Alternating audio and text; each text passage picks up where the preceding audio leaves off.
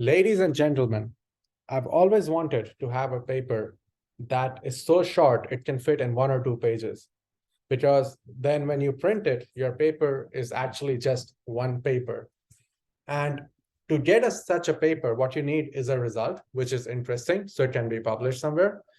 But you also need an extremely clean proof of that result that can fit in 2 pages. And I'm very happy to say that this result that I'm going to talk about today is exactly such a result.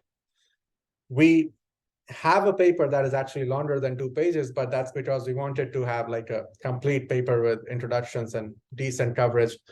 But if we wanted, we could have actually just published this paper as one paper with the result and the proof in it. So let's see this. The result is about streaming algorithms for Boolean CSPs.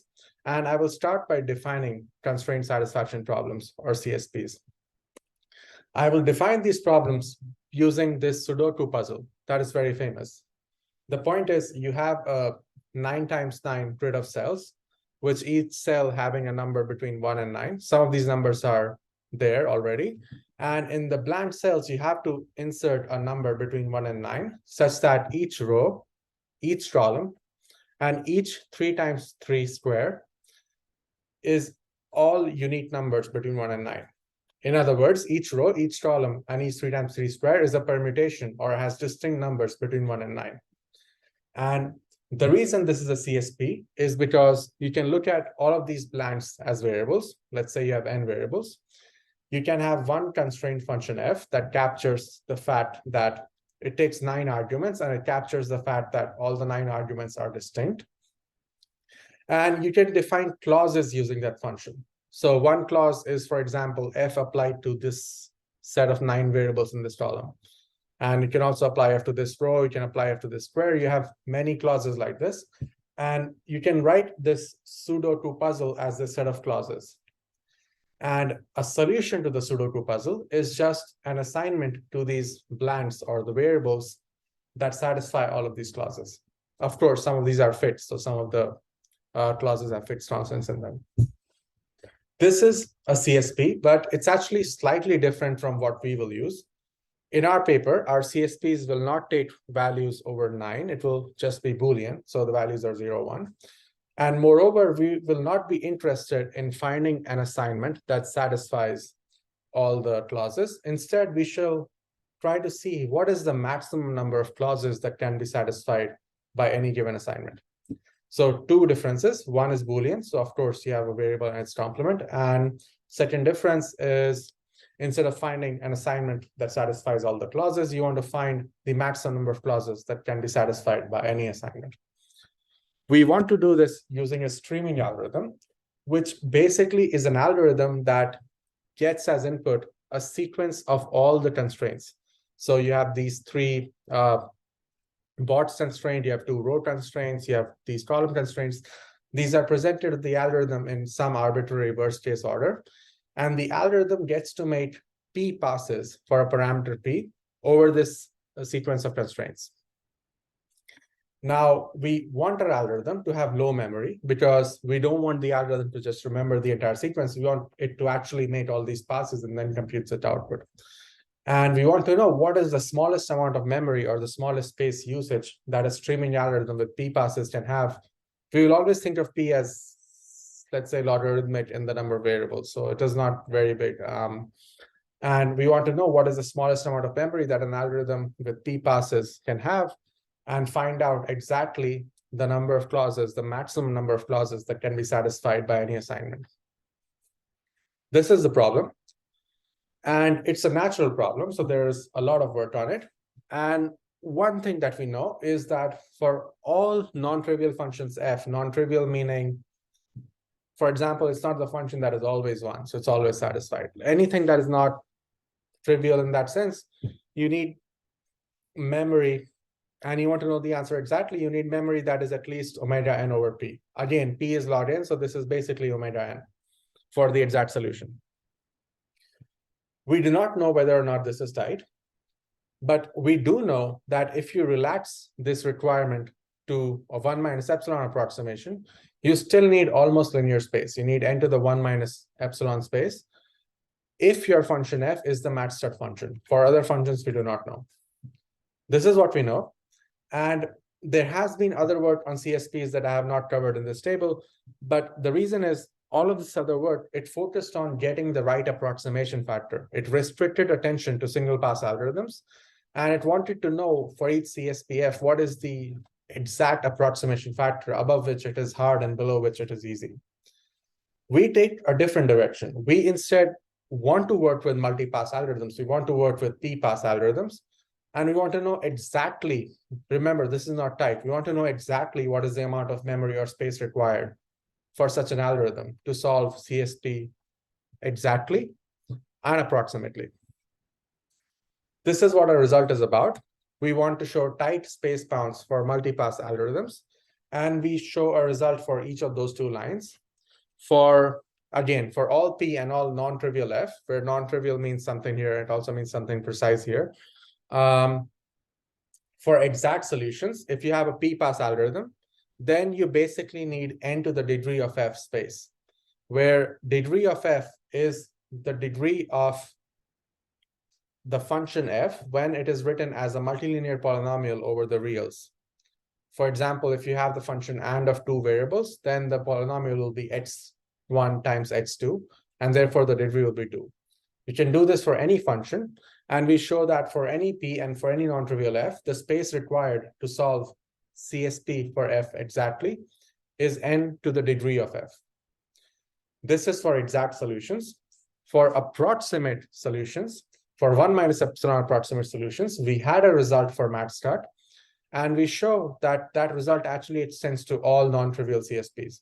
If you have any non-trivial CSP f, and you have a p-pass algorithm, then you need almost linear n to the 1 minus epsilon space to approximate it within 1 minus epsilon.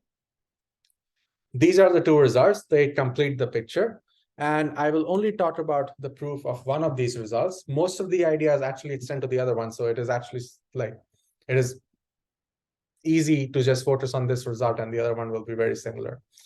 And I will prove this in 2 steps. I want to prove that for any function f, any streaming algorithm with p passes for match CSPF takes n to the degree space. And to do this, let us first see where is this n to the degree coming from? Why is this degree term appearing in this theorem? And for this, let us try to understand some approaches for solving this function f. Take a function f, let's say it has k Boolean variables and it has a Boolean output. And first note that because you only have k different variables, the number of different constraints that you can have in your CSP is only n to the k. So you can actually capture the entire instance by keeping n to the k counters, one for each different type of constraint, and just seeing how many times it appears in the sequence. Maintaining this many counters takes n to the k space. And with this space, you have the entire sequence, so you can compute anything, you can solve the problem exactly. Now, this bound is clearly not tight, because what may happen is, for example, you have k variables in f, but actually it is just a function of one variable. The other variables are just placeholders. And by this exact argument, we know that the space required for such a function is actually not k. It's actually n to the k. It's actually much smaller. And therefore, something better is possible. But exactly how better? I claim that, again, if you write f as a multilinear polynomial over the reals and you see its degree, then you have a solution that takes n to the degree space. Why?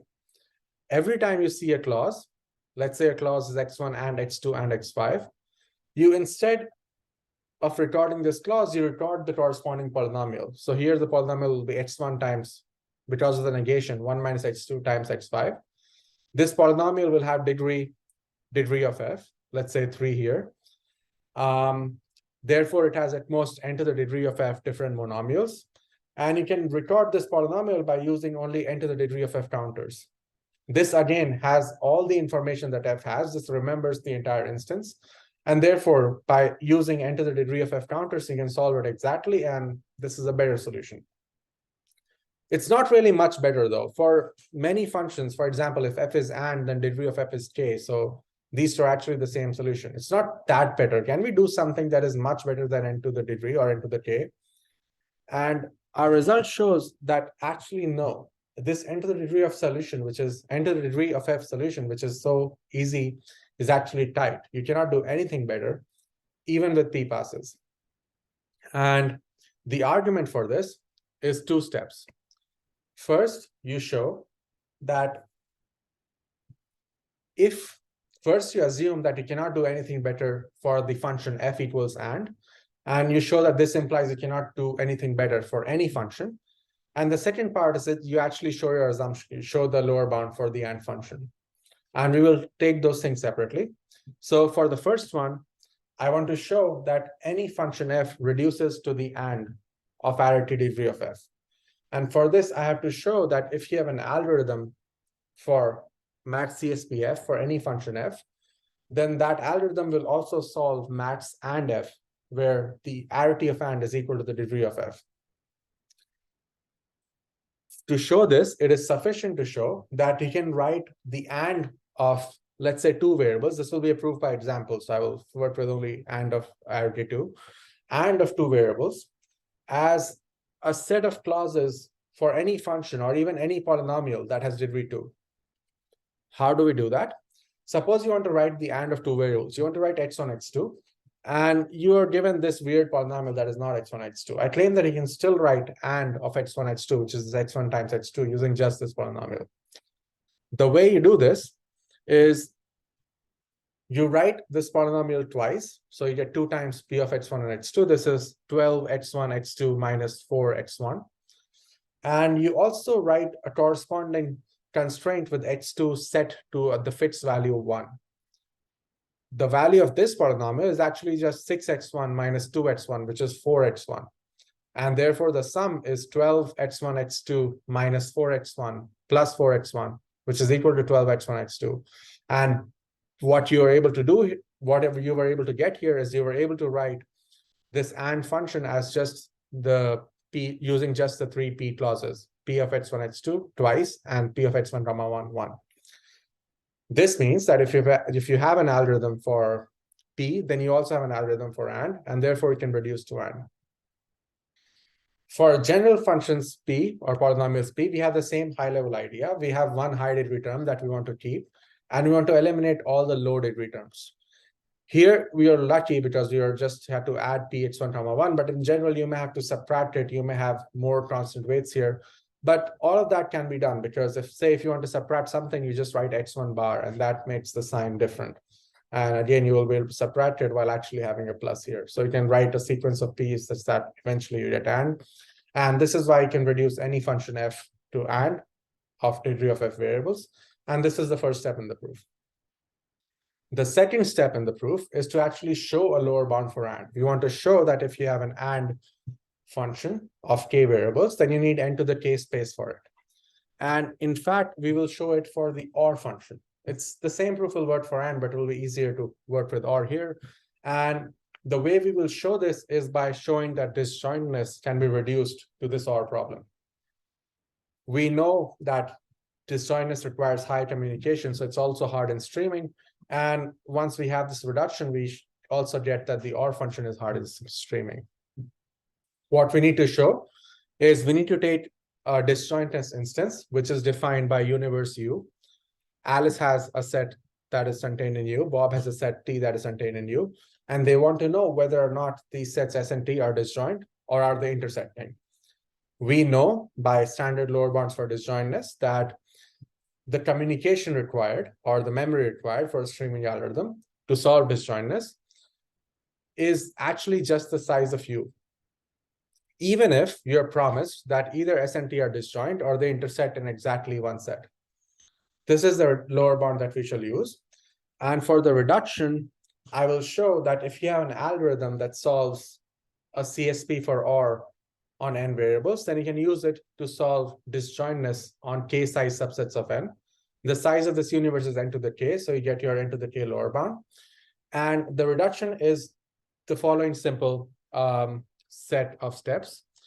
First, Alice takes her set of k size subsets of n. And for each k size subset of n that is not in her set, she adds the or of those variables. Bob does the same. These are some clauses that you can add. And if you look at these carefully, these clauses basically want as many variables to be 1 as possible. As soon as your variables are 1, more and more clauses like this are satisfied. And if all of them are 1, then all of these are satisfied. The other set of clauses that you add, you will actually want variables to be 0. And this set is just, you want to add xi bar for all I and n. This is the same variable k times, so it's actually just xi bar. And this basically means all variables should be pushed towards 0 for these clauses to be satisfied. Now, why does this reduction work? The reason this works is you have this force that is pushing all the variables to be higher towards 1. You have this force that is pushing all of these variables to be lower towards 0. The first force is actually much higher, much stronger than the second one, because this has all subsets of size k. This has n to the k potential possibilities, and this only has n. So this force is actually much, much stronger, and your default solution would be to set all but k minus 1 of the variables to be 1, and those k minus 1 will be 0. What this will achieve is anything that has k constraints will have at least one thing that is 1, because there are only k minus 1 things that are 0. So everything like this will be satisfied. And also k minus 1 of these will be satisfied, which is the largest possible, because you want this force, this force is stronger. So you first want to maximize this, and then you want to maximize this. Okay. This is the default case. But observe what happens if Alice and Bob actually have an intersection. If there's a set S that is in both the sets, then because it's in both Alice and Bob sets, none of them added the clause or corresponding to that one set. And that means you can actually set k variables to be 0, which is all the variables in that set. And this will still satisfy everything here. But now it satisfies one extra thing here. And determining whether or not this one extra thing can be satisfied is exactly solving whether SRT are intersecting in one location or are they disjoint. This we can write out. We can write out the numbers. It will exactly be this one extra thing is the answer of disjointness, and therefore a CSP algorithm for OR can also be used to solve disjointness on this universe, and therefore it needs space that is at least into the k. This finishes the proof and also finishes the talk. Thank you.